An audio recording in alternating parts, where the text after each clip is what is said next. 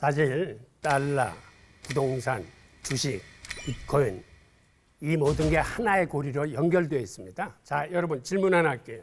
돈이 많이 풀리면 어떻게 될까요? 물가가 올라가요. 가치가 떨어지지 돈의 가치가 않을까. 떨어져요. 그렇죠. 돈이 휴지 조각이 되죠. 맞아요. 가치가 떨어지면 물가는 상승하죠. 네. 2차 대전 때 보면 돈 한 박스를 가져다 줘야 빵 한 덩어리를 살 수 있는 초인플레이션 사진이 있습니다. 한 번쯤 본 기억이 있으실 맞아 텐데요. 맞아. 우와. 어머. 1 빌리언. 1 빌리언 마크. 세상에.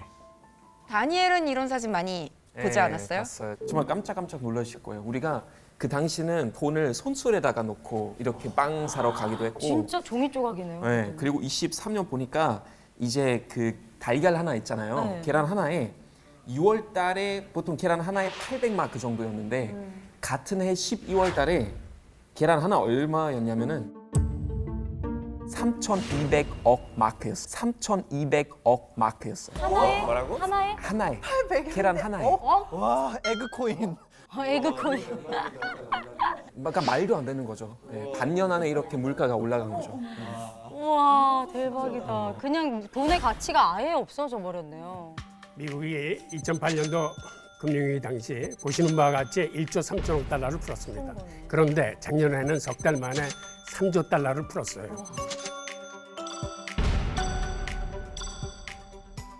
보통 이 정도의 돈을 풀려면 글로벌 금융위기 상황에서도 한 6, 7년 걸렸었는데요. 미국은 코로나19로 인해 경제 위기를 달러를 푸는 것으로 해결하려고 한 겁니다. 돈을 풀어서 국채와 주택저당증권을 사들였습니다. 사실 이건 달러가 기축통화니까 가능한 일입니다. 기축통화는 정확히 뭐예요? 여러분 해외여행 간다 그러면 비행기 티켓 끊고 네. 그다음에 뭐 합니까? 환전. 그래요. 달러가 이렇게 여행할 때도 필요하지만 사실은 무역할 때 가장 많이 필요해요. 그렇죠? 이처럼 국제 간의 결제나 금융거래의 기본이 되는 통화를 기축통화라고 합니다. 달러는 우리 경제의 바로미터라고 해도 과언이 아닌데요. 바로미터. 달러가 많이 풀려서 달러 가치가 떨어지면 상대적으로 우리 원화 가치는 오르게 돼 올라요. 있습니다. 그렇죠. 예. 그러면 우리나라 같이 수출로 먹고 사는 나라들은 사실 불리해집니다. 그러니까 우리도 같이 돈을 풀 수밖에 없어요. 달러가 많이 풀리니 다 엄청 풀어. 유로화와 엔화도 지지 않으려고 작년에 같이 엄청 돈을 풀었습니다. 그러네요. 맞아, 그래서 세계 금융시장이 같이 출렁거리는 거죠. 이렇게 되면 투자자들은 어떻겠습니까? 불안해요. 예, 돈이 많이 풀리니까 불안하시죠? 예. 사실 달러가 많이 풀리면, 즉 약달러면 금이나 비트코인 같은 대체 자산이 강세를 보입니다.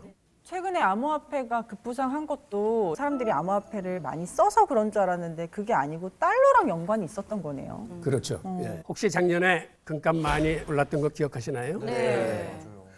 8월까지만 해도 금과 비트코인은 사실은 동행성이 강했어요. 같이. 그런데 그 이후 금과 비트코인이 디커플링 됩니다. 디커플링이요? 그게 뭐냐면 이제 작별을 하는 거지. 그러니까 D가 들어가니까. 지난번 남자친구랑 헤어졌을 때 디커플링을 했던 걸 서로 빼서 던져. 그게 디커플링이야. 그래서 이미지가 이렇게 굳었잖아요. 그렇죠. 디커플링 이미지. 디커플링 이미지가 뭐야? 씁쓸한. 그래프 한번 보시죠. 금과 비트코인 시세인데요. 같은 흐름으로 가다가 작년 10월부터 서로 각자 달라지네. 갈 길을 갑니다. 잘 가. 어머, 완전 달라졌네. 왜 그렇지? 어떻게 금이 저렇게 떨어지죠? 왜 이렇게 됐냐면 미국 정부가 금과 은값을 대대적으로 규제하기 시작했거든요. 질문인데 금융당국에서 금값, 은값을 규제하는 이유는 그냥 이 변동성을 줄이기 위해서인가요? 아니면은 이렇게 금값이 오른다는 거는 달러에 대한 불안감을 반영하는 거니까 금값을 또 이렇게 안정화시키려는 건가요? 금값이 오른다는 얘기는 이건 달러에 대한 사실은 불신을 의미해요. 미국으로서는 이 달러에 대한 불신을 사전에 제압하기 위해서 금값을 어느 정도 선에서 이제 억누르는 겁니다. 예. 근데 교수님 금이나 은을 이렇게 규제할 수 있는데 그럼 미국이 사실 불안하면 비트코인도 규제할 수 있지 않을까요? 그럴 가능성은 있습니다. 그런데 현실적으로 그게 조금은 어려워요. 왜 그러냐 하면 비트코인은 거래소가 세계에 수백 개도 넘어. 그러니까 미국 시장만 규제한다고 해서 그게 쉽게 거래가 안 되기 때문에 이거를 규제를 하려면 세계 각국들과 이 공조 체제를 갖춰야 됩니다. 그럼에도 불구하고 미국이라는 나라는 옛날에 금거래 자체를 한 40여 년간 아주 못하게 막았던 나라예요.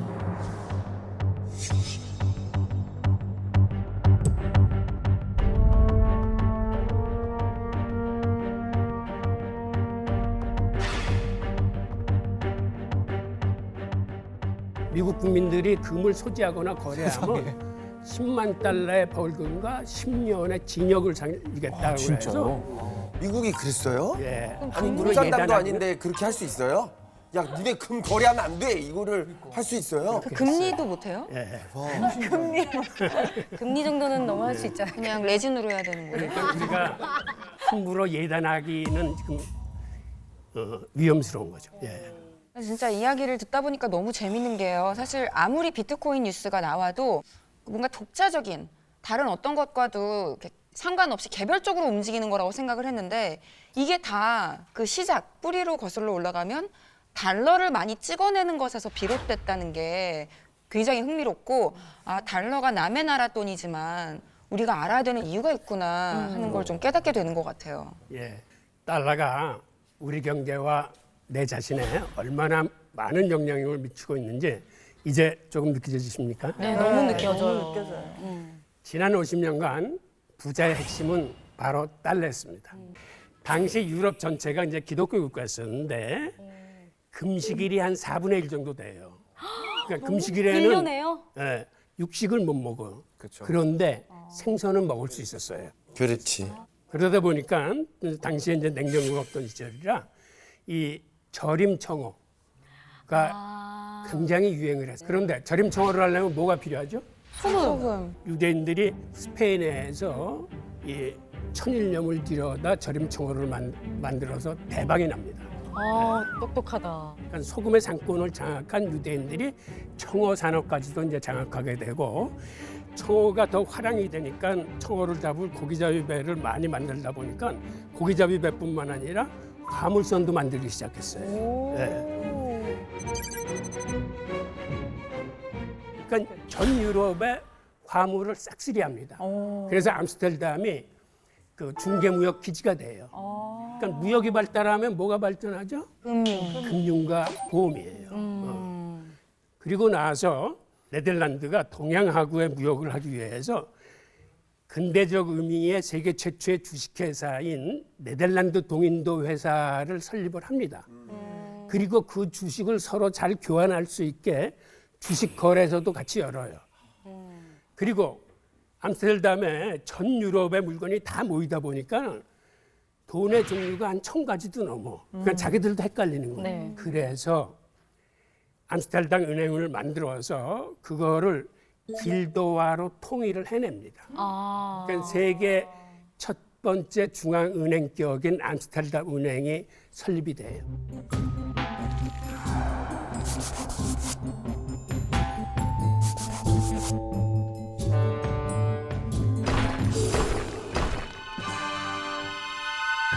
청어로부터 이렇게 주식회사, 주식거래에서 중앙은행이 만들어진 게 그러니까 청어가 자본주의의 씨앗을 잉태했다는 얘기를 이해하시겠습니까? 네. 신기하다. 그냥 괜히 알쓸신잡 지금 코너 속의 코너 같이 지금 많이 알고 갑니다. 언제부터 이렇게 달러가 갑자기 부상을 하고 이 길더화의 지위를 달러가 가져가게 된 거죠? 예, 네덜란드가 좋은 질문 시작인데. 주셨는데요. 네덜란드의 통치자였던 빌렘 3세가 네. 영국 왕이 계승 서열 1위였어요. 네. 이 양반이 영국 왕이 돼서 떠나니까 유대 금융인 8,000명이 왕을 쫓아서 같이 영국으로 넘어가요. 이때 네덜란드 금융이 또 통째로 영국으로 이동하게 됩니다. 이렇게 해서 이동하는구나. 네덜란드의 빌렘 3세가 영국에 와서는 윌리엄 3세가 돼요. 윌리엄 3세가 이제 왕이 돼서 보니까 프랑스하고 전쟁을 해야 되는데 함선이 없는 거예요. 네. 그래서 유대인들한테 협조를 구합니다. 당신들이 네덜란드에서 나를 도와줬듯이 이번에도 한 번 더 도와줘야 되겠다. 그래서 유대인들이 전쟁 기금 모금 기구라는 걸 만들어서 자본을 모아요. 펀드를 하는 거. 그리고 왕하고 이제 딜을 합니다. 왕께 저희들이 모은 돈을 빌려 드리겠습니다. 왕께서는 저희들한테 원금은 갚으실 필요 없고 이자만 매년 8%를 주십시오.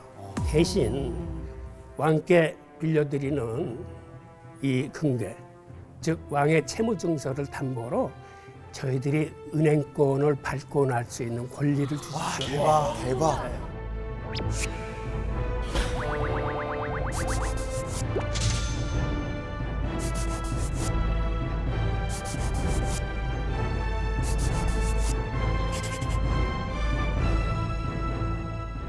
이거 뭐죠? 무슨 의미죠, 신사임당? 은행이 되는 거죠. 그쵸. 내가 그러니까 화폐 발행권을 갖겠다는 거죠. 와, 나도 이런 멋진 말 한번 해보고 싶다. 돈 찍어낼 수 있는 권리를 줘. 맞습니다. 그러니까 왕은 거기에 이자만 갚으면 된다고 하니까 오케이 그러니까요. 라고 이제 딱 답을 그것만 한 들으면. 거고요. 예. 그렇게 해서 이거를 주식회사 영란은행으로 전환을 합니다. 은행으로요. 그리고 그 다음부터는 왕의 채무증서가 오면은 돈을 찍어서 이제 왕한테 주는 이런 시스템이 된 거죠. 즉 영란은행. 국채와 화폐 발행이 이제 연결된 겁니다. 영란은행은 영국의 중앙은행인데 이게 국가에서부터 시작된 게 아니라 민간 기업이었다는 얘기네요. 맞습니다. 예. 주식회사. 그때 당시에 왕이 아니야 그냥 내가 원금까지 다 갚을게. 그러면서 그 권리를 주지 말았어야 되나요? 당시 왕으로서는 전쟁을 해야 되는데 그렇게 할 수 있는 여유가 전혀 없겠죠. 생각할 여유가 없었구나. 지금 생각하면 돈이라는 게 굉장히 중요한 가치잖아요. 그 지폐가. 그렇죠. 근데 그때 당시에는 그렇게 금과 종이에 교환하는 증서를 만든다는 건 유대인의 아이디어였으니까. 그때 당시에는 금장들이 금을 생호하는 사람들이 사실은 금을 받고 금 보관증을 내줬고 그 보관증이 시중에서 화폐 구실을 했었던 시기예요. 실제로 그때도 이미 그렇게 됐고. 그러면은 그때 시중에 돌아다니던 금 보관증을 자기네가 다 통합해서 우리만 찍겠다 이렇게 그 권리를 달라고 한 그렇죠. 거예요. 나중에는 그게 독점화됩니다.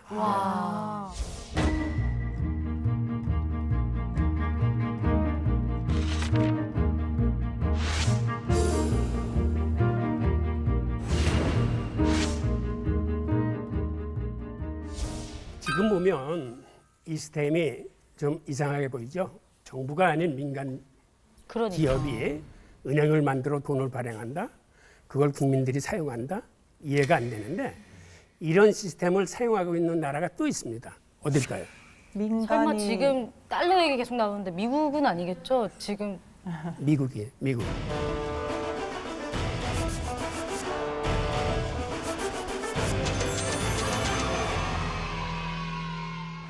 달러를 발행하는 곳이 어딜까요? 조세청 연방 연준 조폐국 연방준비은행. 미국에서 달러를 발행하는 곳은 연준이라는 곳인데요. 이걸 연방준비제도 혹은 영어로 페드라고 그러죠. 페드. 이것이 미국의 중앙은행과 같은 역할을 하고 있습니다. 그런데 이 연준은 민간은행 연합체입니다. 정말 몰랐어. 이곳에는 설립 당시 자본금을 댄 주주들이 있고 그 주주들은 매년 배당금을 받습니다. 세상에. 지금도 세상에. 그러니까 과거 영국의 영란은행처럼 이 민간은행에서 달러를 지금도 발행하고 있다는 거죠. 네, 맞습니다. 현재까지도.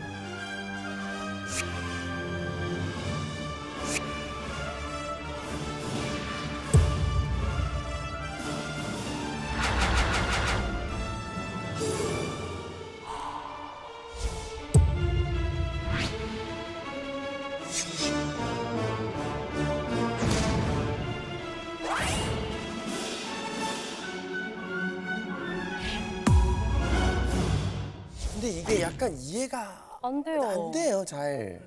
이해를 하려고 해도 이해가 잘 안 될 겁니다. 뭐 남자친구예요? 시스템을 그렇게 짠 거니까. 이해가 안 돼. 남자친구야? 시스템 자체를 그렇게 만든 거니까. 아, 시스템을 네.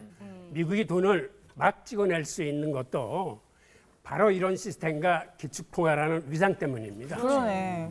근데 그 달러라는 게 그러면 언제 기축 동화가 된 거예요? 원래 금이었잖아요. 그 전에는. 사실 1차 대전 전까지만 해도 세계 패권의 중심은 영국이었죠. 네. 하지만 1차 대전 전후에서 미국이 개지역 강국으로 부상하면서 세계 최대 부국으로 부상합니다. 그러면서 세계의 금을 거의 몽땅 끌어모아요. 당시 전 세계 금의 80% 가까이를 미국이 가지고 있었다니 말 다 했죠. 이것을 바탕으로 미국은 근본위제를 시행합니다. 그러니까 금이 근본이다 이런 거잖아요. 근본위제라는 우리말이 너무 어려운 것 같아. 이거 그냥 영어로 하면 더 골드 스탠더드예요. 맞아, 우리나라에서 그게 더 기준이다. 영어가 더 쉽네요. 쉽네. 미국이 금 1온스당 35달러라고 정해요. 금 1온스를 살 적에는 35달러를 지불해야 됩니다. 1944년 브레튼 우준 회의에서 미국은 이걸 관철하는데요. 이때만 하더라도 문제가 전혀 없었어요. 당시 미국이 세계 최대 제조 강국이고 전 세계 금을 80%나 가지고 있었으니까요. 어쩌다가 지금 또. 문제는 1960년대 들어서입니다. 일본과 서독이 눈부신 경제 성장과 무역 증대로 세계 무역에서 미국의 위상이 흔들리고 미국의 무역 적자가 늘어나기 시작했어요. 게다가 베트남 전쟁 참전 등 미국이 팽창 정책을 쓰다 보니 돈 들어갈 곳이 얼마나 많겠습니까? 그렇죠.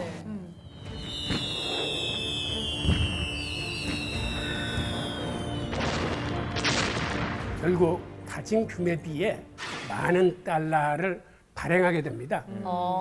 당연히 주변국에서는 의심의 눈초리로 쳐다봤겠죠. 그렇죠. 돈을 왜 저렇게 많이 쓰는데 어디서 나오지? 이러고 의심했겠죠.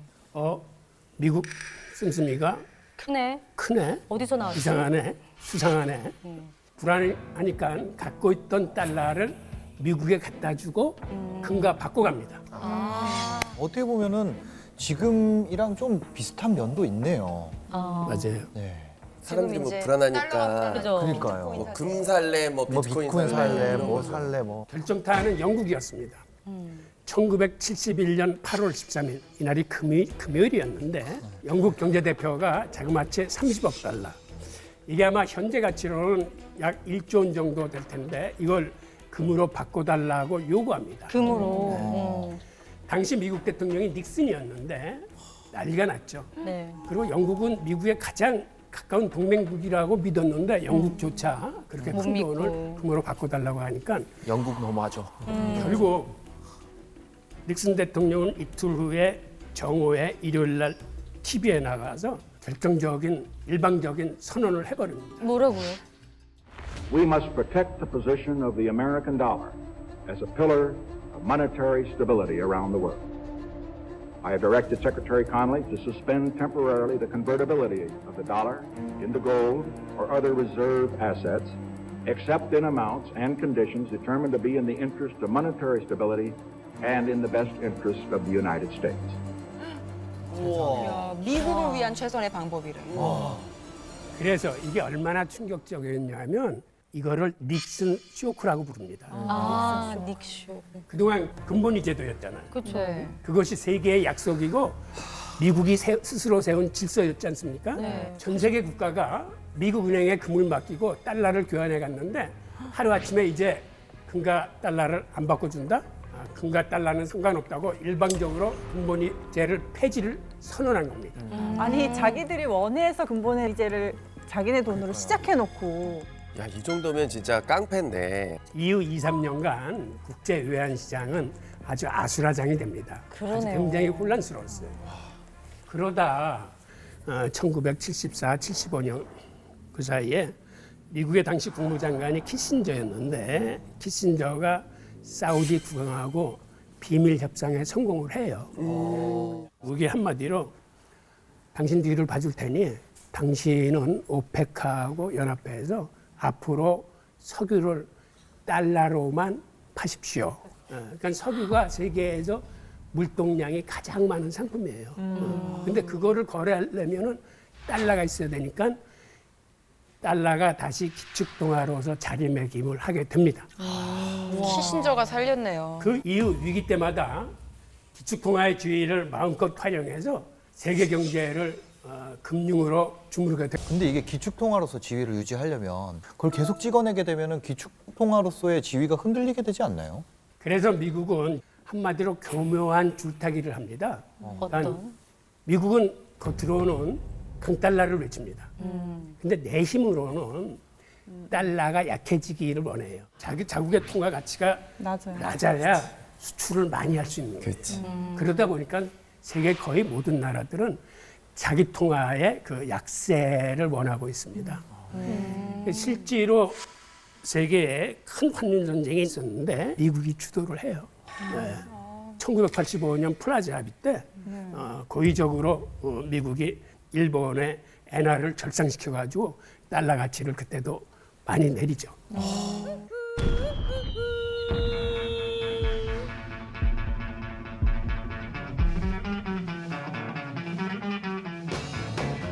당시에 일본이 굉장한 경제 강국이었어요. 80년대. 어느 정도 강국이었냐면 세계 50대 기업 중에 일본 기업이 몇 개 정도 있었을 것 같아요. 한 15개? 33개가 일본 기업이었어요.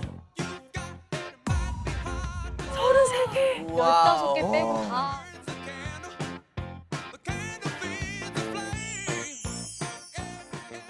그때 일본 경제가 얼마나 대단했었냐면 그때 세계 1위 기업이 일본 통신사 NTT였습니다. 1위가. 그런데 NTT의 시가총액이 우리나라 GDP보다도 훨씬 컸어요. 말도 안 돼. 한 개 기업이 우리 GDP보다. 그리고 제 기억에는 일본의 자본이 미국 부동산, 특히 뉴욕 같은데 막 큰 빌딩 다 산다고 이랬거든요.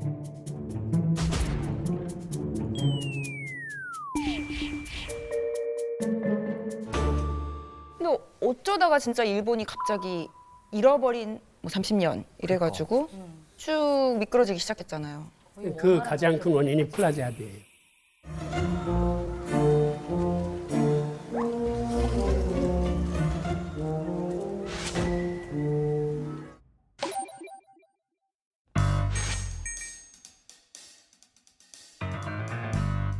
이렇게 일본 경제가 미국 통미까지 추격하자 미국은 위협을 느낀 거예요. 일본 봐라. 이거 가만히 두면 안 되겠는데? 그래서 일본을 잡기 위해 플라자 합의를 한 겁니다. 일본 엔화에 대한 달러의 가치를 떨어뜨리고 엔화의 가치를 높여버린 거죠. 절반으로 아예. 아, 일본 수출 자체가 거의 그러니까요. 폭락했겠다. 일본은 2차 대전의 패전국이자 그 패전국인 일본을 다시 살려내게 해준 게 미국이거든요. 그렇죠. 그러니까 미국의 압력에는 일본이 꼼짝을 못해요. 아, 그래서 합의를 한 거예요. 미국 국민으로 태어나면 참 편하겠다. 근데 이 정도면은 정말 미국 거의 행패가 아닌가요? 그리고 주변 국가들이 거기서 좀 많이 반대하지 않았을까요? 미국이 절대 참을 수 없는 한 가지가 바로 이 기축통화에 도전하는 겁니다. 아. 이 대표적인 사례가 2003년 이라크 침공 사태인데요. That the Iraqi regime continues to possess and conceal some of the most lethal weapons ever devised. This regime has already used weapons of mass destruction against Iraq's neighbors and against Iraq's people.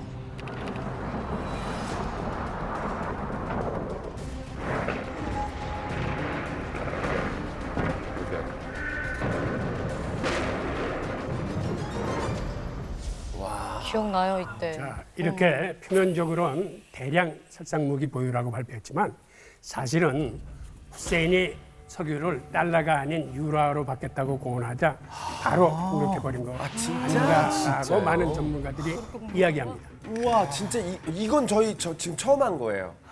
그래요? 저희는 그냥 뭐 핵무기나 살상무기 이런 것 때문에 전쟁 한 걸로 알고 있는데 이 후세인이 유로화로 결제하겠다 이거를 처음 들어보는데요. 아니 그리고 그때 마침 2001년에 9.11 테러가 있었잖아요. 네. 그래서 뭐 전 세계 사람들은 다 테러를 당했으니까 미국이 당연히 당위성이 되게 있죠. 슬픈 표정하고 있잖아요. 그리고 테러를 당해서 자국민이 엄청 희생 당했으니까 당연히 그래서 싸우는구나 이렇게 생각했지 저런 진짜 게. 기축통화 건드리면 그냥 끝장이네. 그 나라가 끝장이네요. 네, 이제 이해했네. 아니 근데 중국이 2028년 미국 앞설 거라고 생각하는데 네. 그러면은 그땐 어떻게 되는 거예요? 이미 세계 무역은 중국이 미국을 앞섰어요. 말씀하신 대로 2028년쯤 되면은 경제 규모조차 이제 중국이 미국을 앞서게 될 겁니다.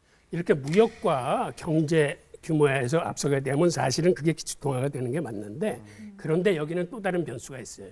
미국이 세계 최강의 군사 강국이고 외교력도 굉장히 강해요. 그치. 그러다 보니까 이거는 함부로 예단할 수는 없는 그런 상황. 근데 사실 돈이라는 게 사실 단순하게 생각하면은 그냥 교환의 수단 이렇게 생각할 수 있는데 그게 사실은 그 가치가 미국에 의해서 아니면 외국의 뭐 세계 국제 정세나 그런 상황에 따라서 계속 변하는 거잖아요. 그게 살아있는 것 같아요, 마치. 그렇기 때문에 우리는 달러에 대해 공부하고 대비해야 되는 겁니다.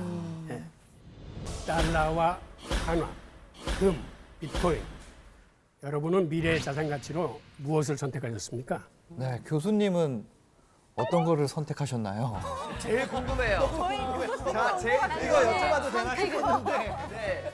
이 강연을 다 듣고 나면 제 선택이 무엇인지 알 수 있지 않을까요?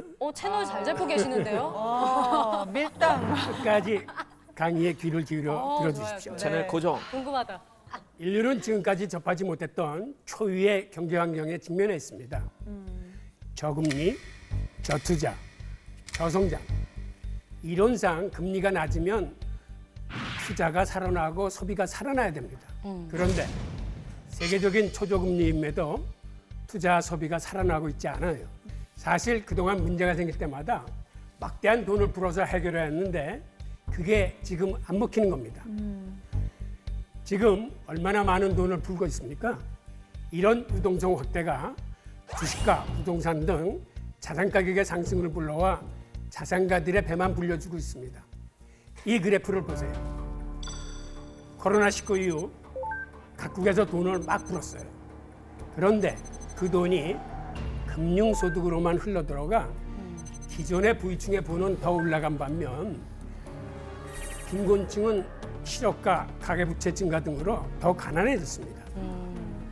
그 홍대 건물, 강남 건물 이런 거 있잖아요. 네.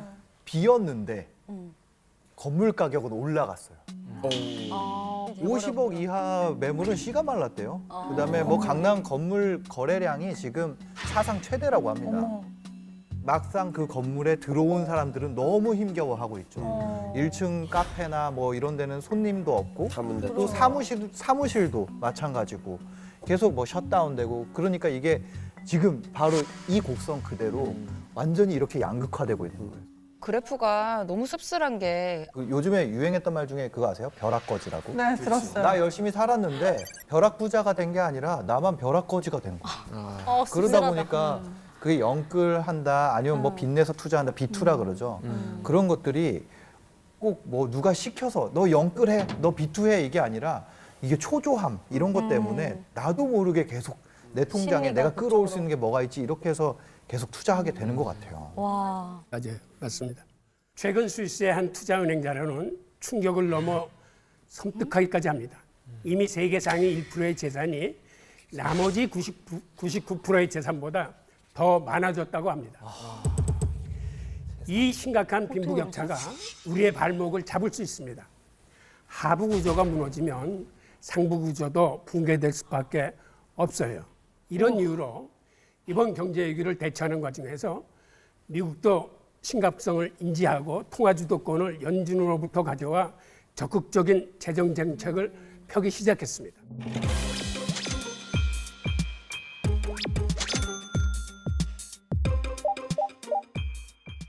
우리나라도 최근에 3차 재난지원금을 풀었잖아요. 근데 이게 통화정책 같은 경우는 진짜 지금 힘든 사람한테 갈 때까지 우리가 약 먹거나 바르는 약처럼 이렇게 퍼지는데 시간이 오래 걸리는데 저기 재정정책은 약간 주사 같아요. 네, 거기에 그냥 임시 아픈 데다 빨리 그냥 바로 쫙 활발해서. 쏴버리니까. 이런 재정 정책의 일환이었던 것 같아요. 그런데 우리나라 상황이 사실은 미국보다 훨씬 더 심각해요. 그렇지.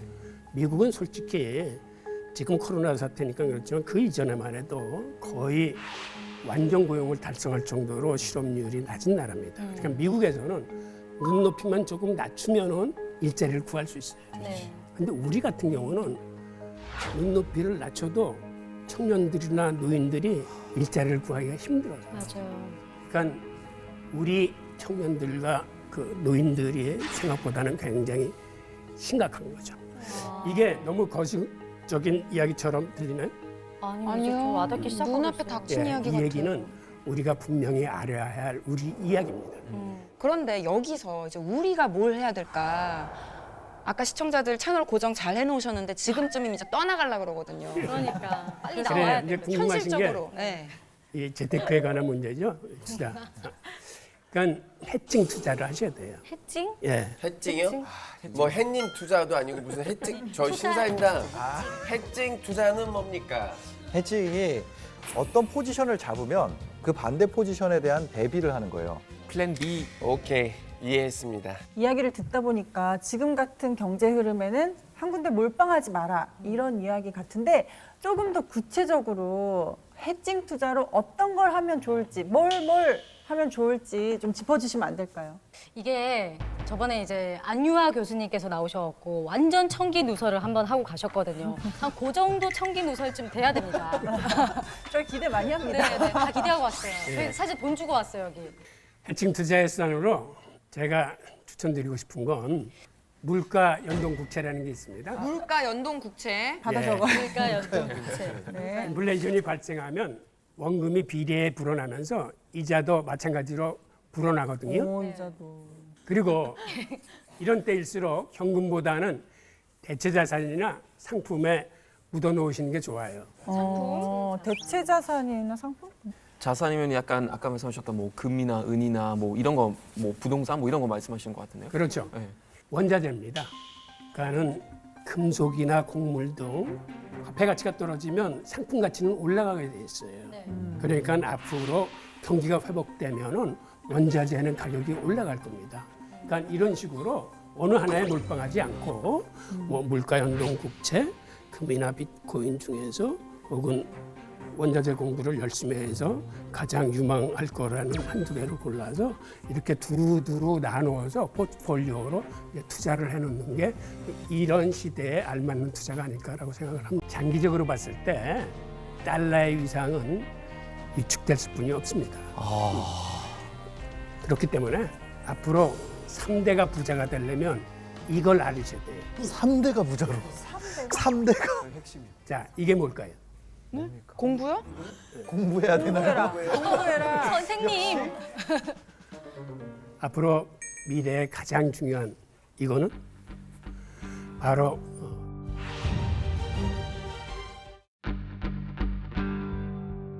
디지털 화폐입니다. 디지털 화폐입니다. 그게 비트코인인가요, 그러면? 그러니까 비트코인. 디지털 화폐라는 게 사실 비트코인만이 아니고 여러 가지 개념을 일컫는 거더라고요. 암호화폐, 뭐 비트코인 저희 얘기하고 요즘에 뭐 이더리움이나 리플도 인기 많죠. 그런 거나 이제 뭐 전자화폐, 네이버페이, 카카오페이 이런 쪽도 그렇고 가상화폐 그리고 CBDC까지 이런 걸 다 묶어서 디지털 화폐라고 하는 거죠. 그렇다고 해서 우리 보고 지금 싸이월드 도토리로 3대가 먹고 살 수 있다. 이건 아닐 거 아니에요. 그건 아닐 겁니다. 그 죽으면서 다음에는 이제 내가 그분한테 도토리 들어올 것 남겨놨다. 같아요. 그러니까 많은 건 알겠는데 저 많은 디지털 화폐 중에서도 좀 더 주목해야 될 화폐가 있을까요? 특히 각국 중앙은행에서 발행되는 디지털 화폐, 즉 CBDC에 주목하고 있습니다. CBDC가 뭐예요?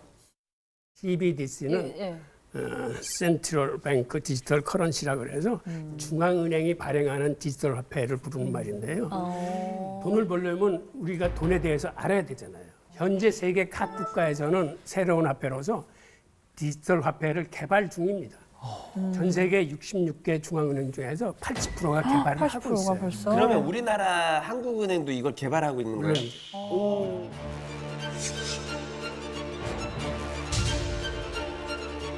CBDC 발행에 따른 안전성 문제 이런 것을 이제 테스트.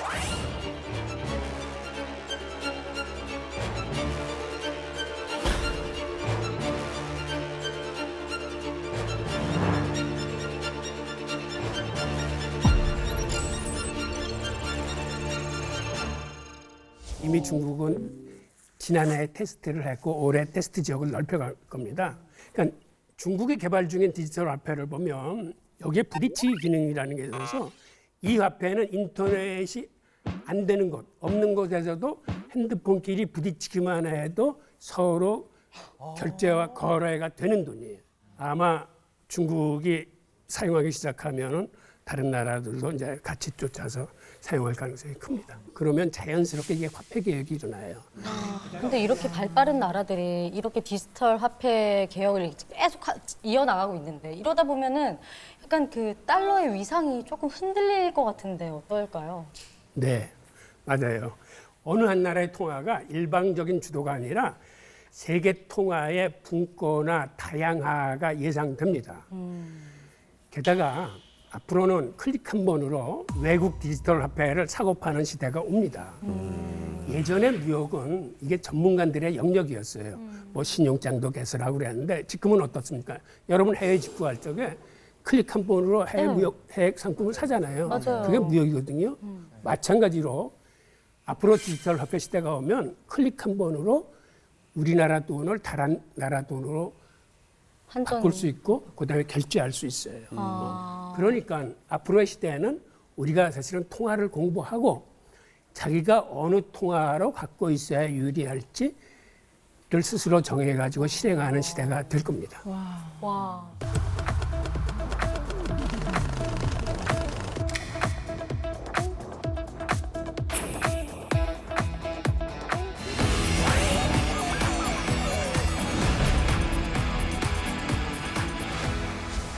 제가 오늘 말씀드리고 싶은 대목은 우리가 어떻게 해야 재테크를 잘하겠느냐가 아니라 지금은 화폐 역사가 변하고 있는 중요한 변곡점에 우리가 서 있습니다.